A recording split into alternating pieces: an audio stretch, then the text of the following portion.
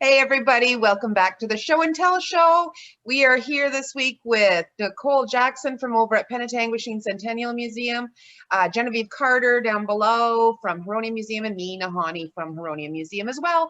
And our challenge to Penetanguishene Centennial Museum last week was things community groups have donated or contributed to the community. We have so many great charities and community groups in North Simcoe that do great things for our citizens, our population, making it an awesome community to live in. We both have awesome examples of that. So let's see what we have. So since we threw out the challenge, Genevieve, what do we have from Huronia Museum? I have been reading this wonderful little book. It is called 4 Decades of Service Above Self, and it is about the Midland chapter of the Rotary Club. Unfortunately, it only goes up to 1991. It was written by Fred Hacker. So Fred Hacker, if you are watching, I think maybe you ought to update your book, because I'm sure the Rotary Club has been busy.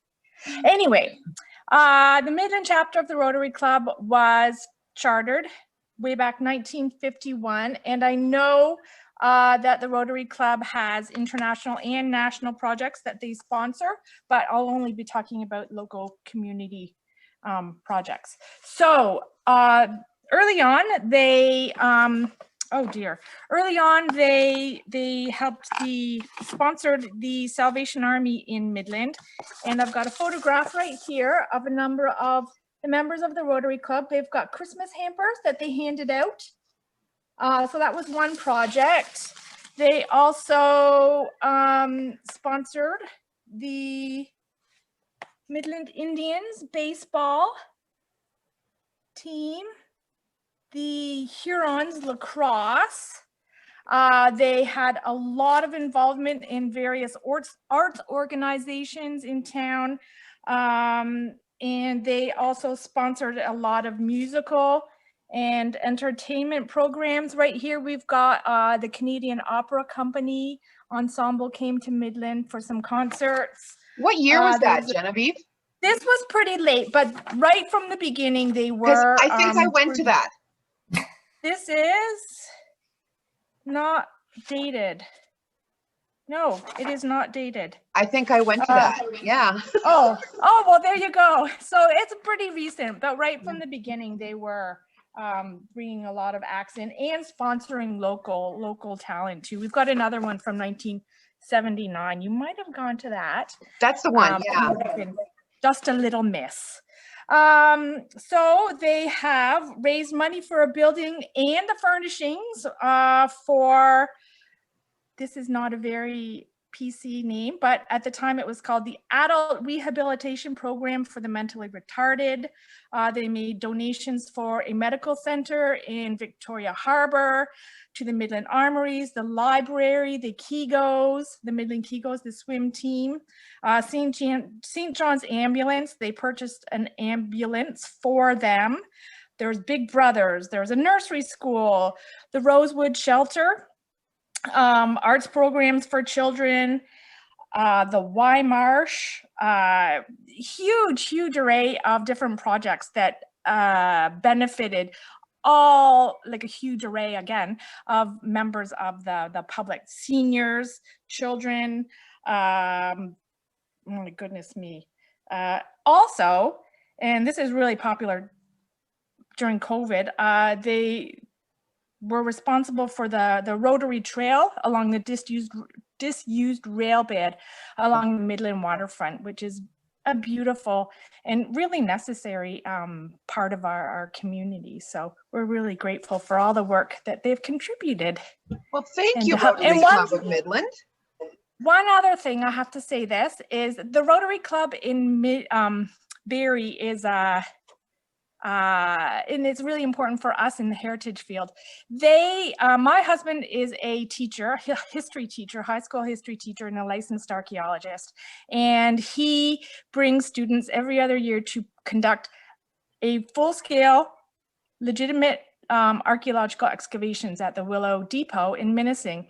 And the Rotary Club in Barrie have every year taken on the responsibility of paying for the busing, which is a really considerable sum because it's about a 5 or a 6 week long excavation.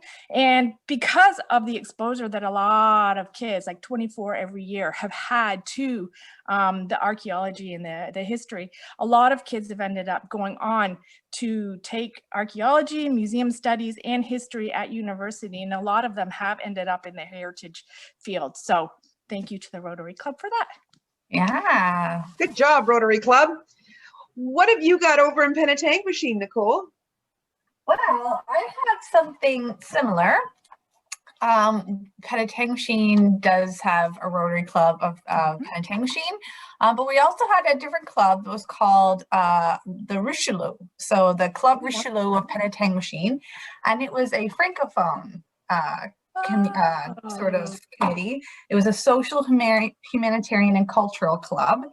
And they actually ended up disbanding their club in, I think it would be at the very end of 2019, because that's when I received this collection, was December of 2019. And so when they disbanded, they decided to give some of their documents to the museum here so that there would be a lasting legacy of them being in the community. So I do have what we call, a fonds, just file folders of all that they have, pictures and a lot of what they did. And I have their original charter as well. And they started in 1963. And Richelieu is very much like Rotary. It is internationally known. It's just for more Francophone communities. And so there is a overall charity that Richelieu does support, but then your local community does support its own initiatives as well.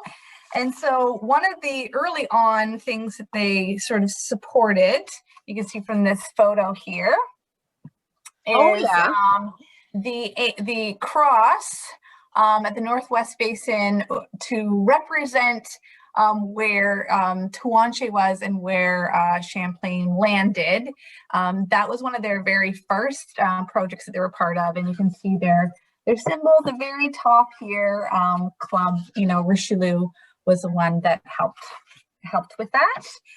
And yeah, there's plenty here because it was donated basically right before the lockdown. We still haven't a chance to accession everything in this collection, but it was very nice of them to donate it. And they also donated a little bit of money to the museum so that for our collections management, so that we could properly house what we have here.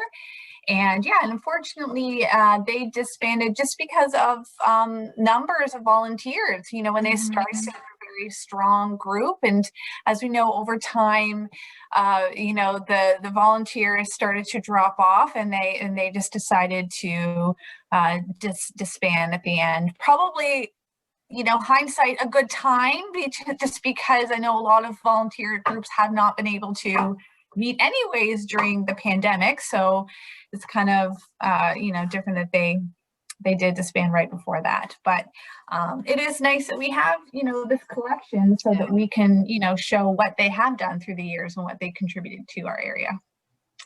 That's awesome. There's so many great charities and like community groups. So even like if they're not official, we're really good in North Simcoe, just a couple of people getting together and selling hot dogs on the street and doing something good, right?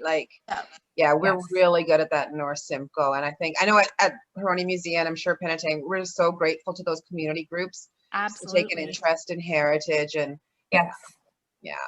Okay, so that was charity stuff, community contribution, North Simcoe. What's our challenge for next week, Nicole?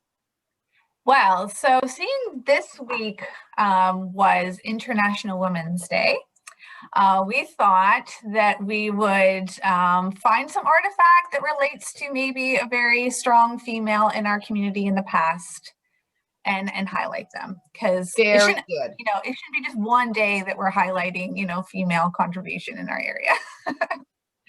Awesome. Okay, that's great. That's a great challenge. I'm excited to see what we both come up with. Okay, so thanks for joining us again, everybody. Same time, same channel next week. We'll be back with another challenge. Bye. Bye.